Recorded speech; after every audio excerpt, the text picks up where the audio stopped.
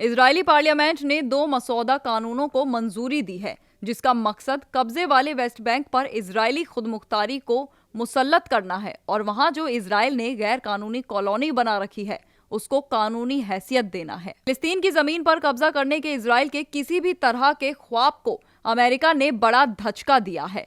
कम से कम अभी के लिए अमेरिका के स्टेट सेक्रेटरी वजीर खारजा मार्को रूबियो ने खबरदार किया कि इजराइल अपनी पार्लियामेंट के जरिए वेस्ट बैंक पर कब्जा करने की सिमत में एक भी कदम उठाता है तो वो हमास के साथ हुए अमन मुआहिदे को नुकसान पहुंचाएगा, जिसे अमेरिकी सदर डोनाल्ड ट्रंप ने करवाया है। मार्को रूबियो ने इजराइल के लिए रवाना होते वक्त सहाफियों से कहा, मुझे लगता है कि सदर ने ये साफ कर दिया है कि हम अभी कब्जे की हिमायत नहीं कर सकते हैं। उन्होंने कहा कि ऐसे किसी भी कब्जे की कोशिश अमन मुआहिदे को खतरे में डालने वाली और काउंटर प्रोडक्टिव होगी। गजा में सीजफायर मुआहिदे को बढ़ावा देने के लिए अमेरिकी नायब सदर जेडी वांस इजराइल के दौरे पर पहुंचे हैं और उनके साथ उनका पूरा वफ्द है।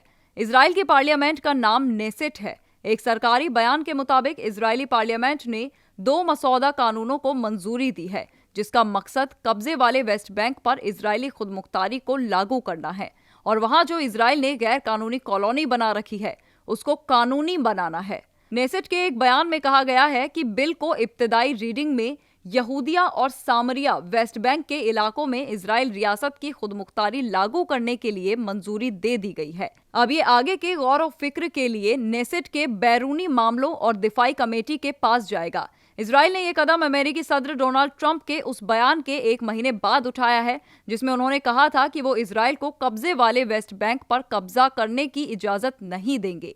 कतर और सऊदी अरब ने इजरायली नेसेट के जरिए कब्जे वाले वेस्ट बैंक पर इजरायली खुदमुख्तारी थोपने के मकसद से इन 2 कानूनों को मंजूरी देने की सख्त मजम्मत की है। इसे फिलिस्तीनी लोगों के हुकूक की खिलाफ वर्जी और बैनुल अक़वामी कानून के लिए चैलेंज बताया है। इस बीच सऊदी अरब ने भी कानूनों को मंजूरी देने की मजम्मत की है।